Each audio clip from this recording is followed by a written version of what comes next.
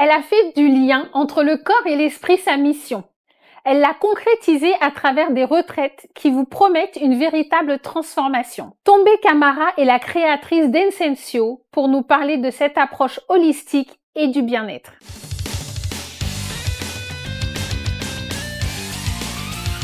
Bonjour à toutes et tous et bienvenue dans votre émission Déclic. J'ai le plaisir de recevoir aujourd'hui Tombé Camara qui nous parle bien sûr de un voyage en Mauritanie. Je vous en dis pas plus. Tout à fait. Bonjour Tombé. Bonjour. Je suis enchantée de vous recevoir sur notre plateau Déclic. Merci pour l'invitation. Et pour parler de votre projet, votre création qui est Essensio. Oui. Alors, Essensio, c'est le nom de l'entreprise, mais le voyage thérapeutique immersif se prénomme Oasis Sérénité. Oh, on a déjà envie de partir rien que d'écouter le mot. Exactement. Hein. Avant d'aller plus loin, Tombé, qui êtes-vous? Alors, je suis maman de 3 enfants, dont une fille en situation de handicap qui a des troubles autistiques, qui a 12 ans. C'est important parce que je trouve que c'est par sa cause qui fait que je suis là où... Ça fait aussi votre force, Exactement. votre personnalité, j'imagine. Tout à fait. Et donc, je suis infirmière depuis plus de 20 ans. Donc, moi, j'ai commencé vraiment sur des choses très techniques, donc réanimation, chirurgie lourde, etc. Et en fait, j'ai changé un peu mon orientation quand j'ai eu mon premier enfant. Parce que voilà, en travaillant en réanimation, quand on a une vie de famille, c'est très compliqué de faire la part des choses. Et donc, du coup, après, j'ai atterri en dialyse où j'ai fait pratiquement toute ma carrière, 11 ans en dialyse. Est-ce que vous avez travaillé pendant la Covid? Justement. En fait, pour moi, c'est la Covid, finalement, pour moi, qui a été transformateur. J'allais dire votre déclic. Voilà, exactement. C'est vraiment mon déclic. C'est en fait le fait d'avoir eu peur en fait pour mes patients parce que voilà en dialyse c'est des patients qui sont très fragilisés. Donc j'avais la peur en fait d'attraper le Covid, de leur transmettre et la peur aussi de transmettre à ma famille parce que c'est vrai que la première vague, tout le monde était touché, aussi bien des jeunes que des plus âgés. Et cette peur m'a tellement envahie que j'avais tous les signes du Covid, mais en fait, je l'avais absolument pas. Donc, j'étais arrêtée pendant 1 mois, j'étais pas bien. Vraiment, le stress m'a complètement envahie. Et c'est la sophrologie qui m'a aidée. C'est la sophrologie qui m'a permis de prendre du recul, de lâcher prise, de gérer ce stress au quotidien. Et quand j'ai vu, en fait, ce que ça m'a apporté, je me suis dit, non, il faut que je me forme. Et donc, c'est comme ça, en fait, je me suis formée à la sophrologie et que j'ai créé Essensio. Mais juste avant ça, c'est aussi important aussi de le rappeler, c'est que ma fille qui a des troubles autistiques, je lui faisais de la cupping thérapie parce que ça lui permettait en fait d'être plus calme, plus posée et même au niveau de son attention, elle était de plus en plus longue. Sauf que c'était galère parce que voilà, je ne vais pas chez n'importe qui et elle était l'infirmière en question, elle va se reconnaître, mais elle était blindée donc pour la voir, c'était compliqué, c'était pas à côté de chez moi et je me suis dit: «Mais attendez, tu es infirmière, Pourquoi toi forme-toi». aussi Exactement. Et donc je me suis formée pour prendre soin de ma fille et au final que j'ai vu les bienfaits, voilà, j'en ai fait auprès de mon entourage, je me suis dit: «Bah non, là il faut que j'allie, le côté physique et le côté mental avec la sophrologie». Donc vraiment Essensio, c'est vraiment un cabinet de santé, de bien-être où j'accueille vraiment les femmes, où on travaille voilà aussi bien sur le physique que sur le mental et souvent les 2 sont vraiment liés. Tout à fait. Donc là, avec tout ça, Oui.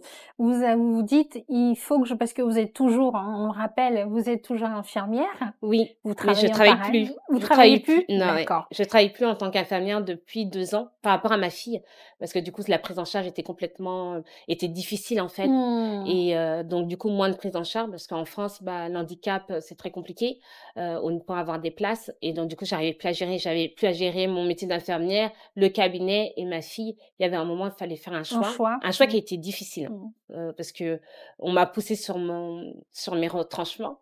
Parce que j'avais demandé un 50% qui m'a été refusé. Ça a été un coup dur.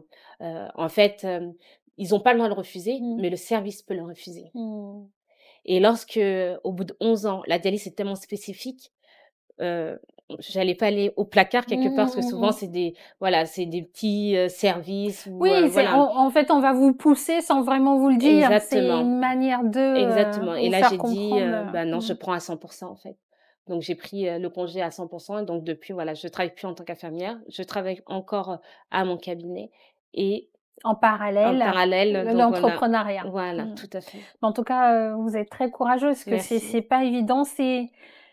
j'ai envie de vous dire, une vraie problématique que rencontrent Exactement. beaucoup de Tout parents à fait. en France. Certains vont en Belgique, certains vont aux Tout à États-Unis. fait. On en voit beaucoup qui se mobilisent sur les réseaux sociaux justement pour avoir des financements Mmh. parce que ça coûte cher, Ça coûte cher, les tout à déplacements, fait, les tout à fait. médicaments. Donc Oui. vraiment, voilà, voilà, je sais pas pour vous, mais c'est vrai qu'on dit souvent que euh, on nous donne chacun, porte sa croix, mais on nous donne des obstacles qu'on sait que la personne peut Et surmonter. je suis complètement d'accord, avec vous et j'ai envie de dire c'est ma force parce que, tout ce chemin que j'ai parcouru, bah, c'est à travers, ma fille. Je suis pas sûre, bah, de m'être formée à l'IJAMA. En fait, je serais restée dans mon petit cocon, voilà, parce que j'aimais La bien la dialyse, routine, ma routine. mon travail à la Exactement, ça me maison, convenait, mais c'est vraiment au moment où, bah, les difficultés rencontrées avec ma fille, c'était de plus en plus compliqué au niveau de la prise en charge parce que voilà, elle grandit, donc du coup, il y a les hormones, donc les troubles s'accentuent. change. Mmh, Exactement.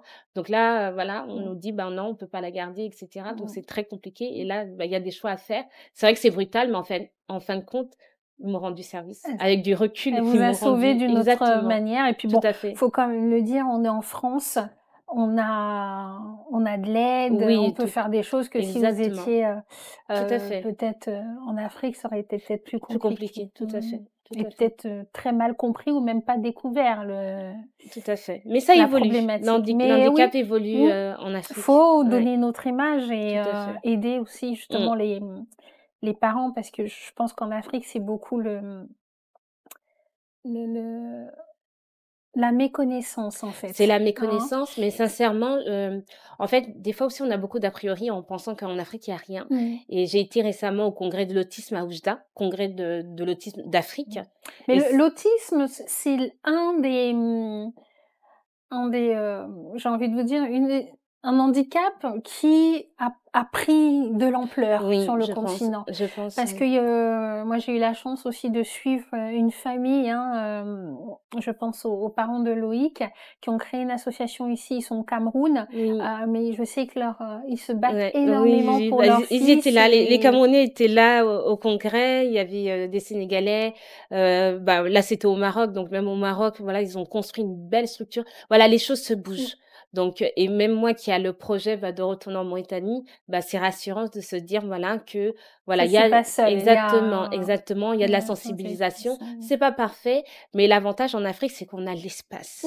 Les enfants ne sont pas Mmh. enfermés et la Mauritanie, c'est vrai que peut-être par rapport à Dakar, je vais comparer Nouakchott et Dakar, mais il y a vraiment de l'espace, Mmh. il y a les dunes pas loin et cetera. Donc vraiment les enfants, ils sont quand même libres de Mmh. mouvement que voilà en France, bah, on est dans les structures, bah, on est quand même Bloqué, limité, bah voilà, oui. au niveau Non, de la maintenant ce place. qu'il faut, c'est sensibiliser et Tout à former fait. les Mmh. professionnels justement pour accompagner, Exactement. voilà. Comment elle s'appelle votre fille? Amina. Bon, on passe un gros bisou à Amina et on pense à elle, OK? Donc on arrive sur votre projet Tout à Essensio. fait, tout à fait. À quel moment vous avez commencé ce projet? Alors, du coup, c'est Oasis Sérénité Mmh. parce qu'en fait, je suis retournée en Mauritanie il y a comment vous dire? L'année dernière, au bout de 18 ans. J'étais très fâchée avec la Mauritanie et en fait, j'ai une amie qui a organisé un forum de compétences. Donc le but, c'était vraiment ramener de la diaspora et travailler avec, les personnes, locaux. Donc c'était vraiment, un événement, très intéressant, très inspirant et c'est là, je me suis dit: «Waouh, il y a des choses à faire» et cetera. Donc je suis venue avec mon grand et je me suis dit: «Tant qu'à faire, je vais visiter un peu la Mauritanie» parce que c'est vrai que nous, voilà, moi, la région de mes parents, c'est le Guînes-Mara. Mmh. Souvent, on va à la capitale, on visite à peine la capitale, on va direct au village. Ah mais On connaît pas la mmh. Mauritanie et donc là, je me suis dit: «Bon, tant qu'à faire, je visite l'Adrar» parce que c'est vraiment la partie, on va dire, touristique de la Mauritanie qui est la plus connue et là, coup de cœur. J'arrive, déjà on a commencé par Tadjik, mais j'arrive à Chinguetti et en fait, c'est une ville très spirituelle. En fait, à peine on met ses pieds dedans, c'est comme si, tous les petits mots, tout en fait, tout le mal-être sortait, de soi et on va retrouver des bibliothèques anciennes. En fait, cette région-là, ce qui est magnifique, c'est qu'on est entre désert, les grandes dunes, oasis, des eaux de source, en fait, avec l'eau qui coule et cetera. Donc c'est un paysage vraiment qu'on n'a pas l'habitude de Mmh. voir et qu'on se dit ça existe pas en Mauritanie. Donc c'est vrai que lorsque j'ai commencé à partager tout ça, «C'est en Mauritanie?» «Oui, oui, c'est en Mauritanie». Vous êtes sûre? Hein, je suis Ah bien en Mauritanie, hein. mais c'est tout à fait ça et en fait, au retour, en fait, on allait partir dans une autre ville, j'ai visité un lieu, en fait, là où j'étais, à l'Éden et là, il y avait son extension et là, que j'ai vu le lieu, je me dis: «Non, là, il y a quelque chose à faire». C'est vraiment là, mon fils était en train de me filmer, j'étais comme une enfant, comme une enfant et le lieu, vraiment un coup de cœur. Un lieu, j'aurais jamais pensé, retrouver ça en Mauritanie, où on est à l'extérieur de la ville. Ce qu'il y a autour, c'est que le désert, un calme apaisant et en fait, au milieu, ce qui est récent, en fait, c'est la villa. Donc on a une grande villa en plein milieu du désert avec plein de petites cases tout autour et ce qui est bien, c'est que ils ont, en fait, une architecture qui est respectée, du coup, à Chinguetti. Traditionnelle. Exactement. Je veux dire, toute nouvelle construction doit être, à Aux ces normes-là. normes. Exactement, parce elle est inscrite au patrimoine de l'UNESCO, donc c'est une ville très protégée et avec un confort occidental. Parce que nous qui Heu, venons de je sais France. pas si vous vous en rendez compte, hein, les elle nous en parle, mais elle a un sourire ici, je vous dis pas, ça me donne envie d'aller en Mauritanie tout de suite maintenant, là. Tout à fait, mais c'est vraiment ce que j'ai ressenti et là je me dis: «J'ai quelque chose à faire». Donc je rentre en août, avec plein d'images. J'envoie ça, à une coach business, qui m'a suivie dans mes débuts quand j'ai créé Essentiaux. Je lui dis: «Non, mais il y a quelque chose à faire et cetera». Elle me dit bon, elle essaie de me calmer un peu parce que j'étais tellement enthousiaste et finalement, en septembre, fin septembre, je lance mon offre pour février.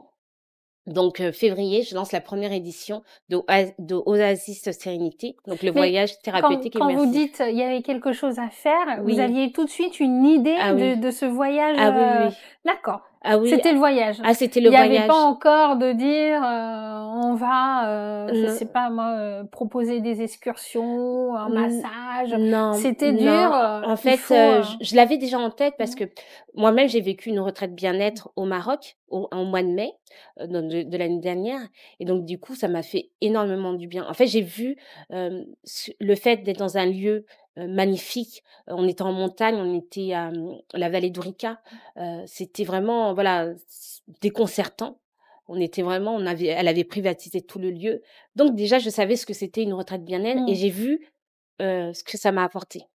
Ça m'a apporté vraiment, j'ai jamais autant pleuré et ri en même temps. En fait, j'ai vraiment fait la paix avec mon enfant intérieur et je me dis: «Bah, si ça, on peut toujours m'apporter ça, moi, en tant que thérapeute, en tant qu'infirmière, il y a des choses à faire». Faut Mais que je le j'avais gardé partage moi aussi. exactement. Mmh. Mais j'ai gardé ça, voilà, au fond de ma tête. J'étais pas partie en Mauritanie, mais voilà, Pour c'était ça pour quoi, ça, c'était pas voilà, c'était l'objectif. Mmh. exactement, c'était voilà, j'allais soutenir une amie qui avait un beau projet. Je me dis: «Bah, c'est l'occasion de revenir en Mauritanie, de faire la paix et de revenir aussi avec une autre manière de voir les choses». Mmh. Parce qu'en tant que diaspora, des fois, on a une vision qui est Mmh. un peu erronée Mmh. et là, j'étais en mode observation. C'était vraiment, voilà, j'observe, donc du Je coup, suis touriste aujourd'hui. voilà, c'est ça, Je donc suis pas l'enfant du pays, voilà, c'est ça. Donc du coup, j'étais pas dans le jugement et du coup, il y a des synergies qui sont faites, des rencontres qui sont faites naturellement et moi qui, voilà, de confession musulmane, je me dis: «Rien n'est fait au hasard». Ça veut dire que le Mmh. guide que j'ai eu, bah, c'est avec lui que je travaille. Mmh.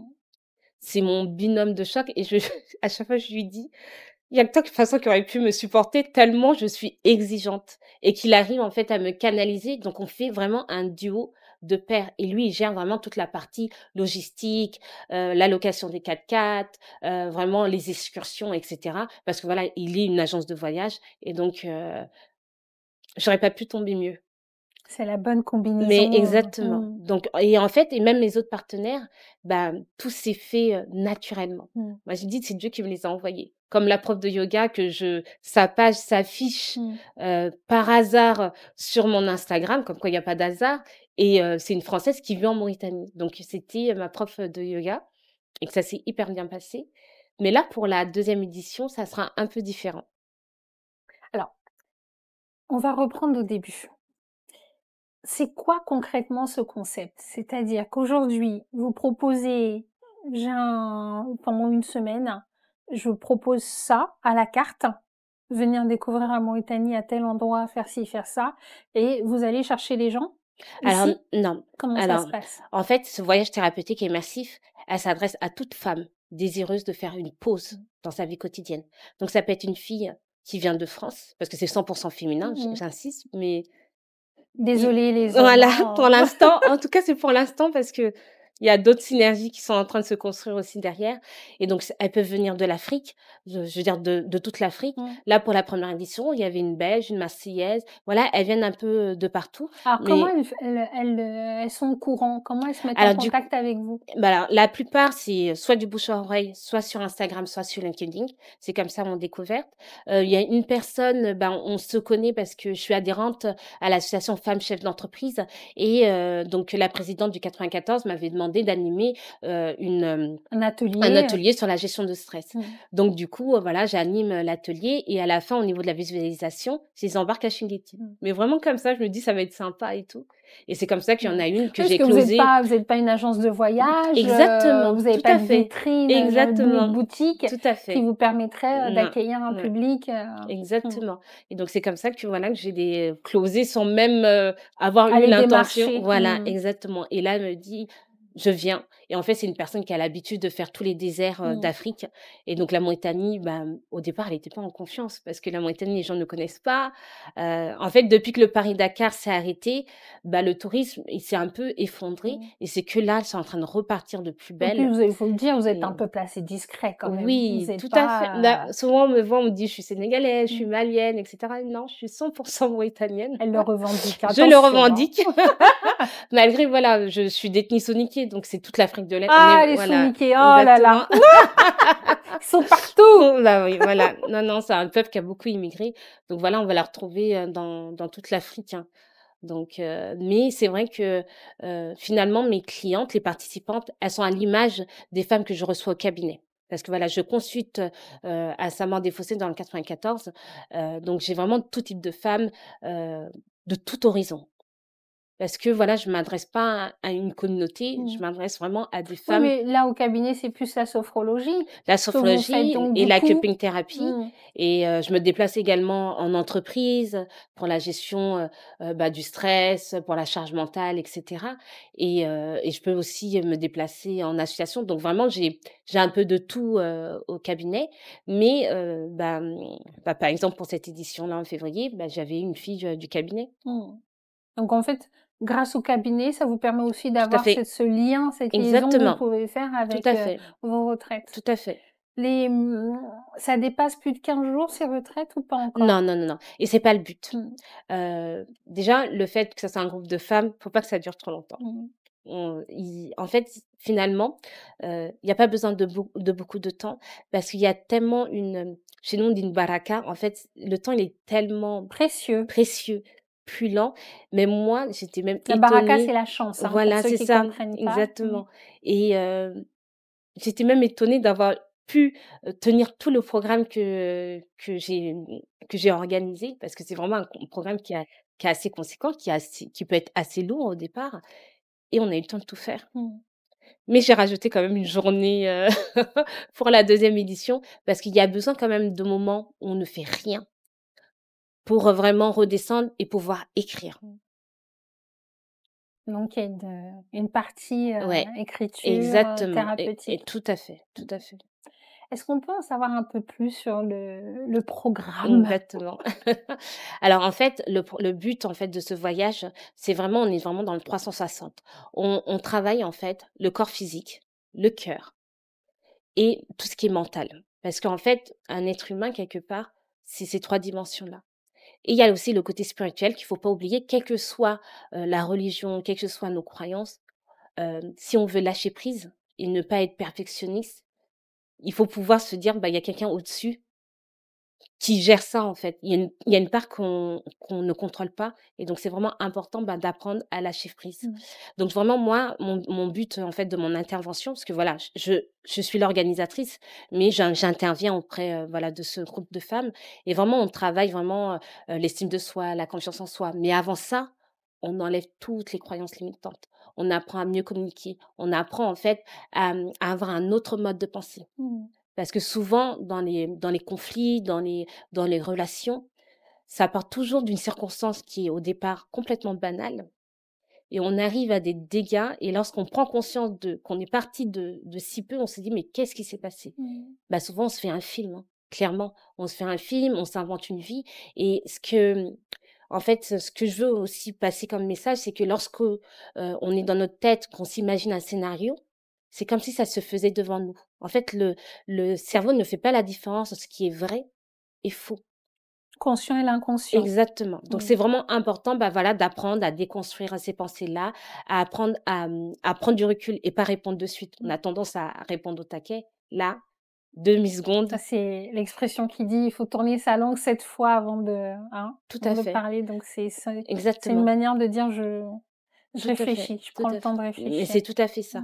Et en fait, chaque participante arrive avec une problématique, différente. C'est pour ça que voilà, avant même, le départ, il y a un groupe qui est créé pour déjà apprendre à se connaître. Donc c'est vrai qu'elles arrivent, elles se connaissent plus ou moins déjà.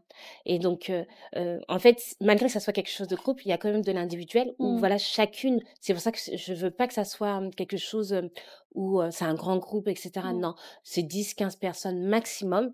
Avec les intervenants, on peut être 20 au total, mais vraiment, voilà, au niveau participante, 15 c'est femmes déjà maximum, c'est beaucoup, ouais, hein? non, ça franchement, c'est faisable parce que Mmh. je suis pas toute seule non Mmh. plus. Donc, voilà, chacune a sa partie. Là, par exemple, pour, la deuxième édition, on a une coach sportive qui est nutritionniste et diététicienne. Donc là, on aura vraiment un programme vraiment très conséquent parce que voilà, le corps, c'est des fois, on est dans notre corps, on sait pas ce qui se passe, on le regarde même pas. Donc c'est vraiment, elle va nous apprendre tout ça. Elle va nous donner des conseils au niveau aussi de l'alimentation saine et cetera. Et j'ai aussi une autre intervenante qui, elle, va nous apporter en fait, la richesse des plantes naturelles en Mauritanie. Et en fonction de là où on se situe en tant que femme, donc que ça soit, voilà, une jeune femme qui vient de se marier ou célibataire, qu'une Une séni maman, exact, une maman ou une personne qui est ménopausée, bah, les plantes, on ne les prend pas de la même manière et c'est pas tout à fait les mêmes plantes. Donc elle va nous apprendre ça, on aura un atelier autour, des plantes. Mais c'est vrai que moi mon but, ma grosse partie, c'est vraiment déjà on élimine déjà, on met en place d'autres choses et à la fin, on finit en beauté. Par contre, à la fin, j'ai une intervenante qui va nous faire découvrir la culture mauritanienne et à ce moment-là, on travaillera la confiance en soi à travers un défilé de mode et cetera. Donc ça va être pas mal. Si avec tout ça, vous avez pas envie de partir, moi je comprends pas, hein. Donc vous, les participants, vous retrouvent sur place en Mauritanie ou c'est dès le départ ici Non, à Paris? c'est sur place, en Mauritanie, donc à Nouakchott.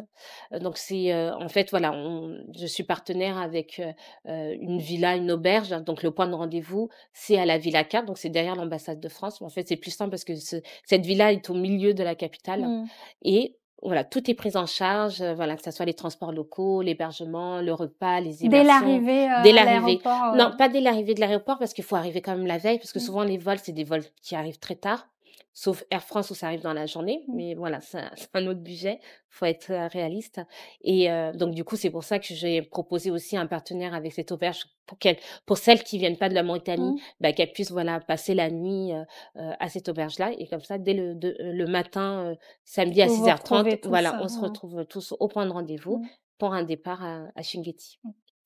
Bon, c'est souvent le nerf de la guerre, mais il faut en parler. Ça coûte Oui. combien tout ça? Alors du coup, là, le voyage est à 1 649 €. Donc il y a des paiements, en plusieurs fois. Et en fait, les gens ne se rendent pas compte, ce qui coûte le plus cher, c'est la logistique. Mmh. C'est vraiment la logistique et je pense que c'est pour ça aussi que certaines personnes locales qui vivent en Mauritanie n'ont jamais mis les pieds, Mmh. dans la DRAR parce que, ça peut ne pas être accessible. Mmh. Et pour cette, édition-là, comme je vous disais, j'ai une fille en situation de handicap. Je revenais en fait du congrès, de l'autisme à Oujda Mmh. et la dernière journée, elle était très bouleversante parce qu'on avait vraiment des témoignages de mamans, où vraiment c'était compliqué et une maman a dit, «Bah, en fait, il y a pas de répit. Il y a pas de répit. L'enfant est toujours avec nous» et franchement, ça m'a bouleversée parce que moi, ça fait 1 an que je commence réellement à bouger, Mmh. c'est ma bouffée d'oxygène, en fait et je me dis: «Non, il faut que je puisse, avoir un côté éthique, Mmh. avoir un côté solidaire, pour ces femmes-là». Donc je récolte des dons. J'aimerais offrir, en fait, jusqu'à 6 personnes, Mmh. des mamans qui ont des enfants en situation de handicap, priorité en Mauritanie, mais ça peut être des filles, de France, mais elles auront leur billet à charge, Mmh. contrairement à celles sur place, bah, tout est pris en charge. Mmh. Qu'elle aussi, elle puisse aussi Exactement. prendre soin d'elle, se Je veux dire, détendre. je suis dans cette situation, donc je sais ce que c'est. Pendant très longtemps, j'ai Vous êtes somatisé. oubliés, Je quoi. me suis oubliée, j'ai somatisé, j'ai eu des problèmes de santé, etc.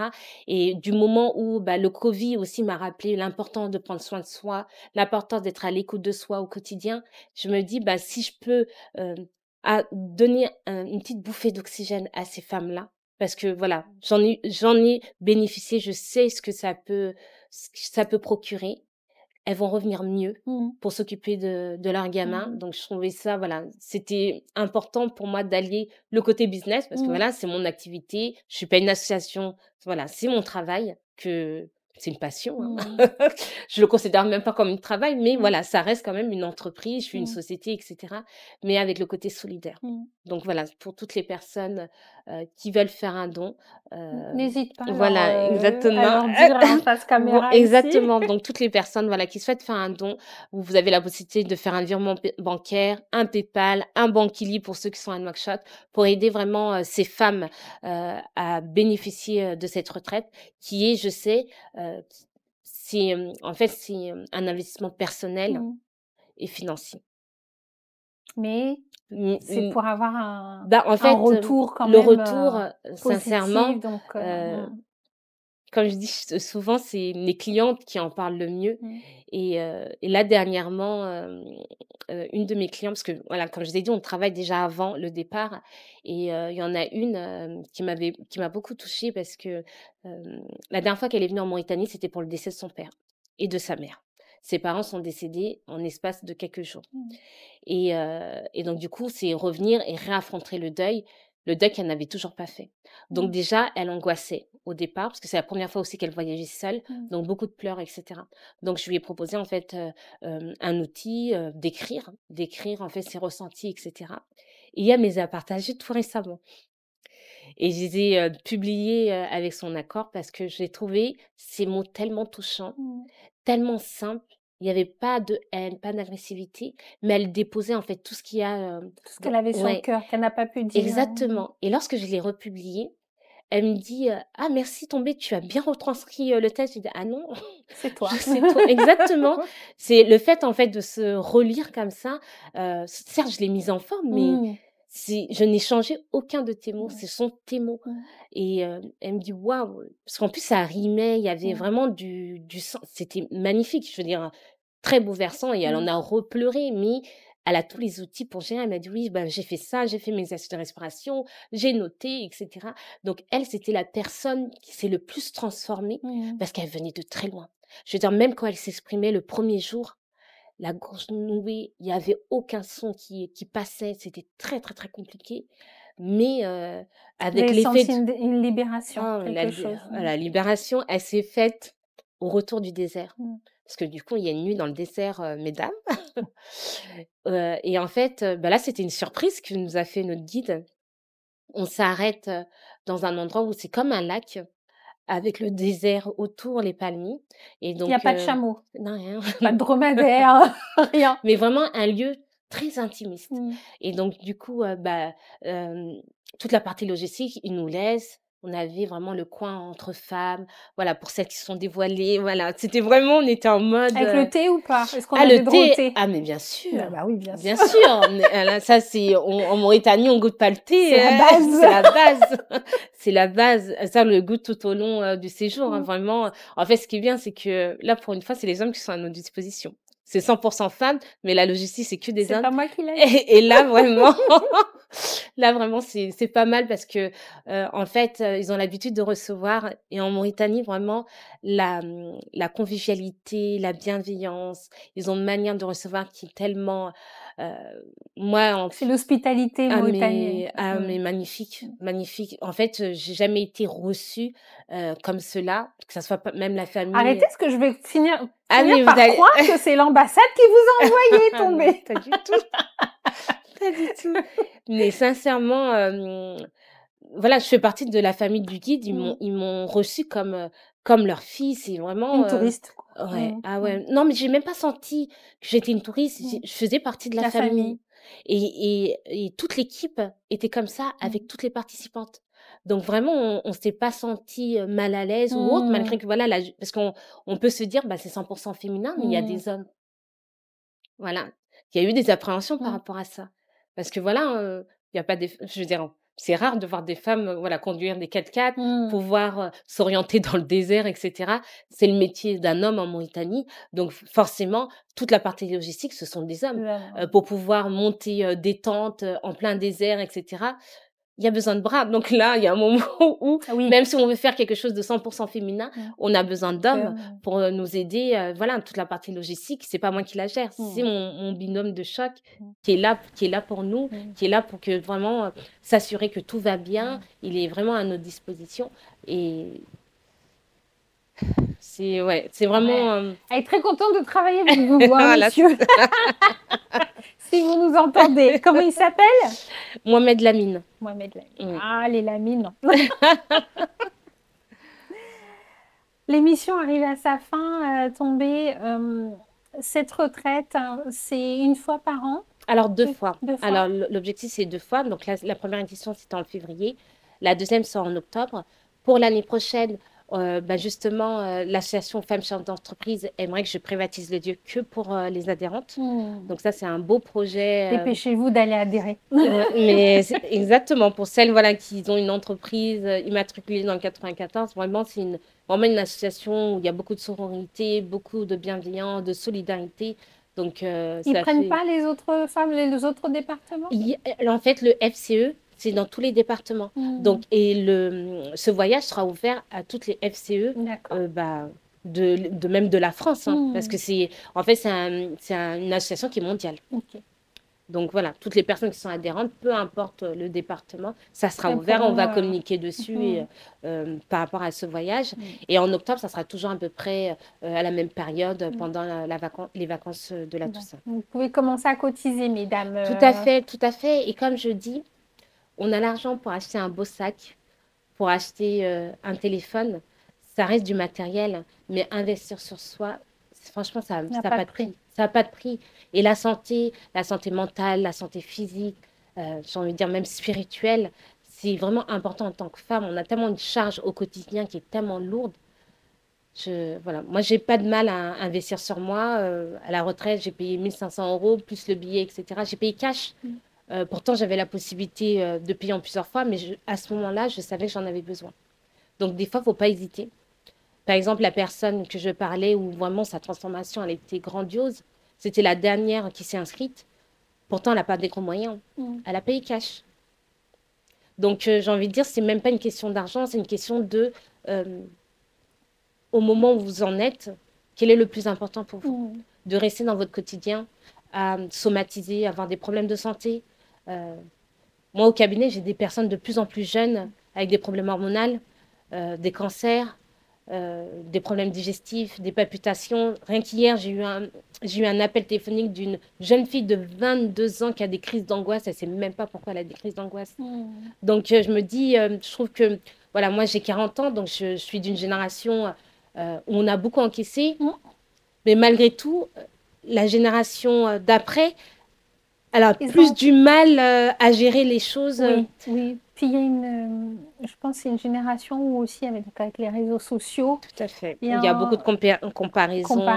Et si le mental ne suit pas, c'est compliqué. Mais tout à fait. Et je trouve que le retour à soi est complètement essentiel.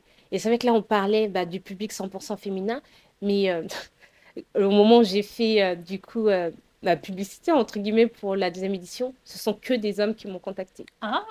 Et là, du coup, comme quoi les synergies qu'on fait, les rencontres, il y a du bon dans les réseaux.